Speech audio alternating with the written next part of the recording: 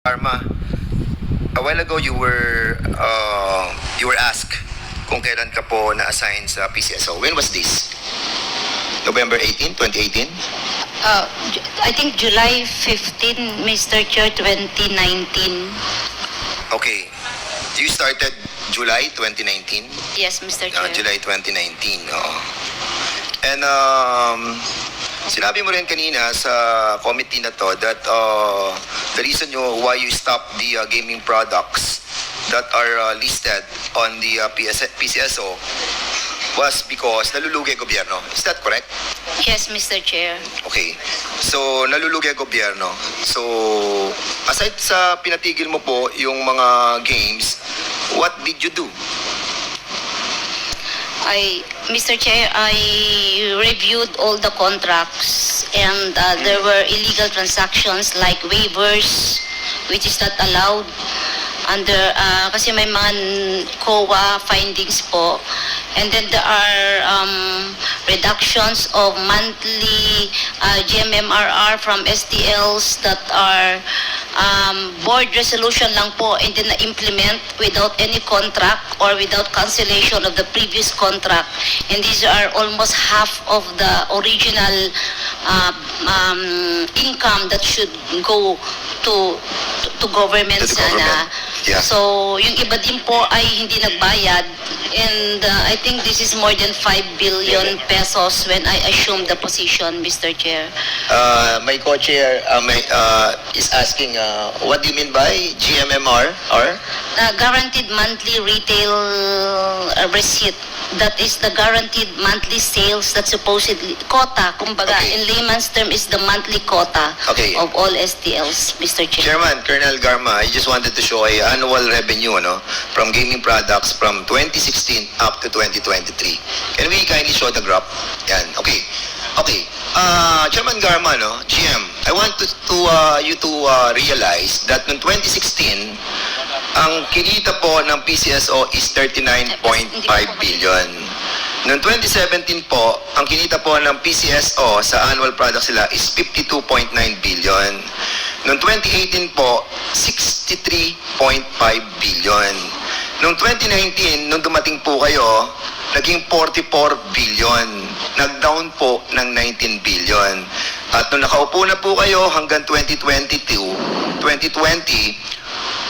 18.6 billion na lang ang naging kita ng PCSO. Noong 2020, bumaba tayo ng 45 billion. At noong 2021, kukumpara mo siya ng 2018, bumaba tayo ng 20 billion. At noong 2022, nung kayo po ay umalis na, bumaba pa rin po tayo ng 6 billion. So, kanina sinasabi mo, the reason why pinatigil mo ang mga gaming products because bumababa ang kita ng gobyerno. Bumaba tayo ng 90 billion sa panahon ng panunungkulan mo. From 2016 to 2018, show the graph again, hindi bumaba ang kita ng PCSO. 2016, 2017, 2018, pero dumating ka, bumaba ng 19 billion, 2020, bumaba ng 45 billion, 2021, 20 billion, 2022, 60 billion, 6 billion. Why is that so? Yeah, true, Mr. Chair, sa 2019, records would show na ba talaga may pandemic noong 2019, suspend yung game for a few months. So, walang gaming lahat po. So, walang kita si PCSO. And then, pagpasok po ng 2020 was pandemic. And then, 2021, we are recovering kasi on and off, may palaro, mayroon mag-close kasi may mag-COVID. So, hindi po stable talaga lahat. So, yan po yung naging challenge po ng 2020 and 2021. And during those time po, may mga products na rin po kami na expired na po yung contract at the board decided not to renew the games anymore. So, yun po yung nangyari kaya po bumaba. Ang tanong ko sa iyo, wait. Ang tanong ko sa iyo, sa loob ng termino mo, 3 taon, 70 bilyon na nawala sa atin, considering na meron ng pandemic. But during pandemic, during 2019, at bumalik na siya ng 2020, is it just proper to justify that 90 billion? Kaya sabihin na natin 40 billion na nawala, sabihin na natin 50 billion na nawala, pero still, yung pagbaba ng koleksyon ng PCSO under your leadership, hindi tama eh. Ang dami na walang pera. Now, ngayon, ang tanong ko sa iyo, Chairman, GM, okay. So, during the time that you have a bad relationship with your former husband, di ba? Si Colonel Villela. Yes, Mr. Chair. Si Colonel Villela, do you have what kind of relationship do you have with him after your annulment? It was only lately that we became civil after I finally forgiven him 100%, Mr. Chair. When was this na naging civil kayong dalawa? Mga 2017 or 18, mga ganun 2018. po. O 16. So in other Not words, you sure. are in speaking terms already. Yes, for the sake of Yes. the child, Mr. Andiyan ba si Chair. Colonel Villela? I think we have invited Colonel Villela. Andito ba? Si Colonel Villela? The former husband of wala. So we'll be inviting him over, no, to be a part of this hearing, Mr. Chair, no. After your retirement, Okay, question. Sis Yvonne, ano naman ang benepisyong makukuha namin sa tala? Sa first loan nyo po, pwede were you able to save something for yourself and for your child? Yes, Mr. Chair. So, do you think it's sufficient enough to have a decent living? Yes, Mr. Chair. Are you familiar with the Pinoy Beats bar and restaurant in America? The 6 restaurants, Pinoy Beats Bar and Grill sa Las Vegas, sa downtown LA, sa Los Angeles. Are you familiar with these restaurants? Yes, Mr. Chair. You're familiar? Do you have an association with these restaurants? No, Mr. Chair. Why are you familiar with this? Kumain na po ako dyan, Mr. Chair. Kumain ka na? Yes, Mr. oo. Chair. And do you know a certain Lauro Calonso?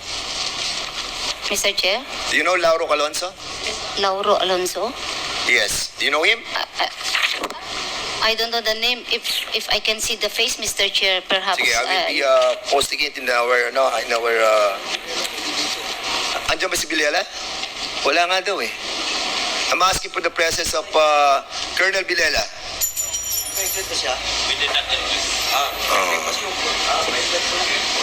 So we will be inviting over, no? Because this is your former husband, am I correct? Yes, Mr. Chair. Yes. And this is him as well, right?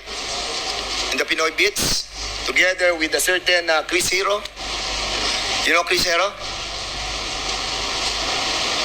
Maybe sa mukha lang po, Mr. Chair, but sa Okay. names, I'm warning very you, poor on we're names, Mr. warning Chair. you, be Yes. truthful. Yes, no? Mr. Chair. Because we are not showing yet others, no? We're just trying to establish muna yung ownership, no? Yes, sir. So, anyway, do you know a certain Nolasco Merluza? Nolasco Merluza. I'm not familiar of the name. Maybe Have you been with him? Have you been with him? Yes or no?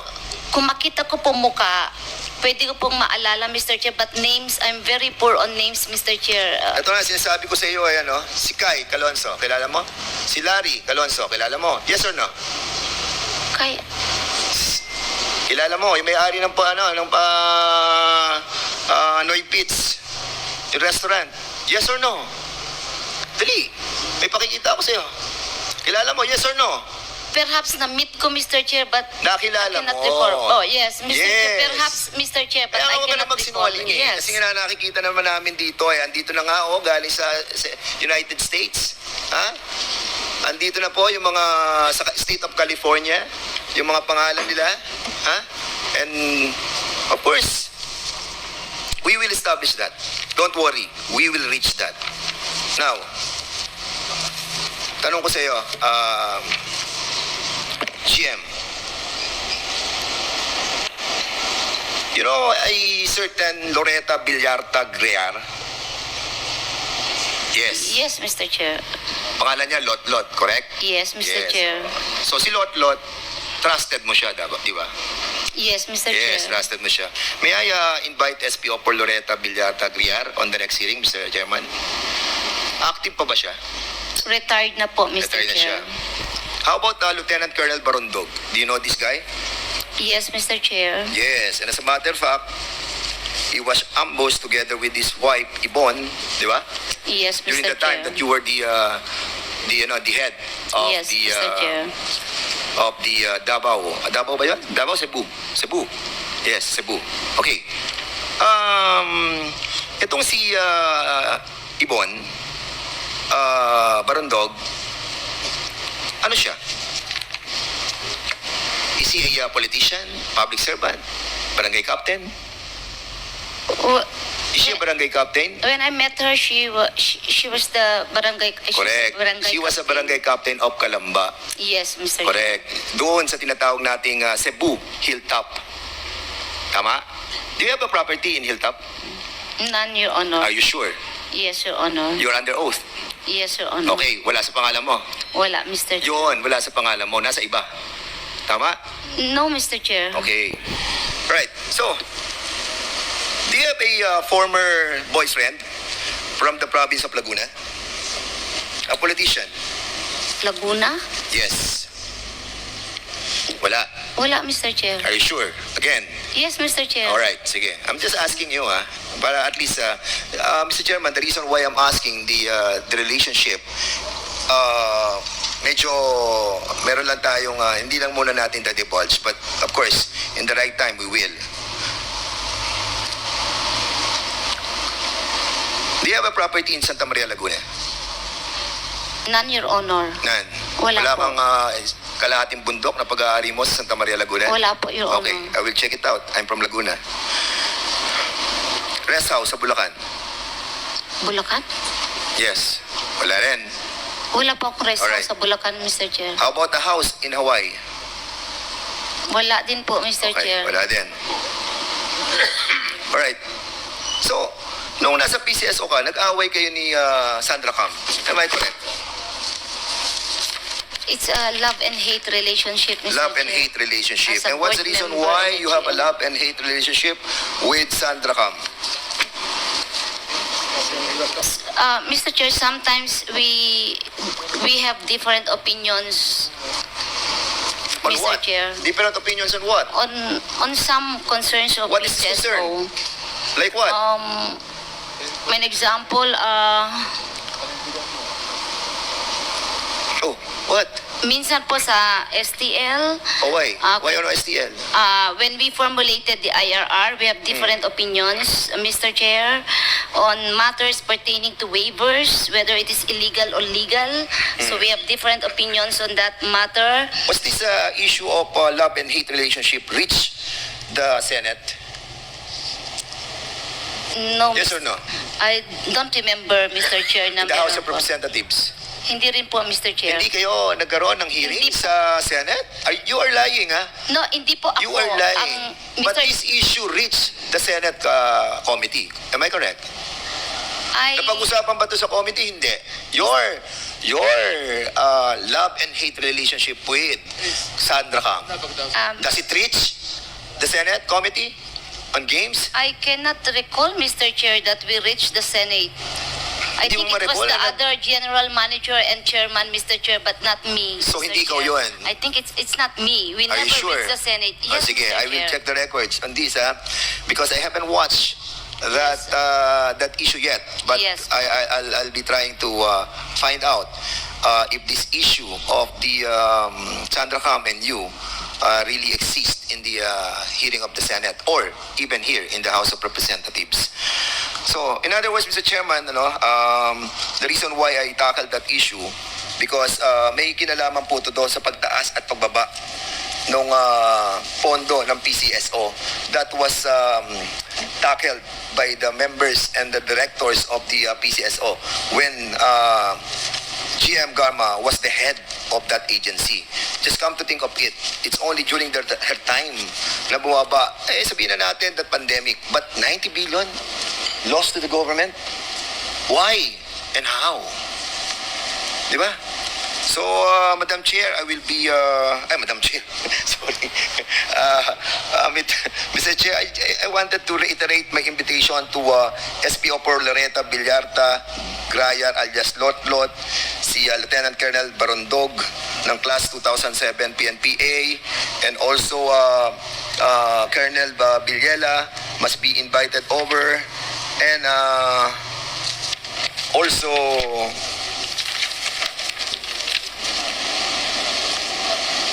soon, Mr. Chairman, I'll be inviting over also those owners of these restaurants and at the same time, yung po mga minention ko po mga properties. For now, Mr. Chairman, I'll be yielding my time to the others who wanted to interpolate, and thank you so much for this opportunity.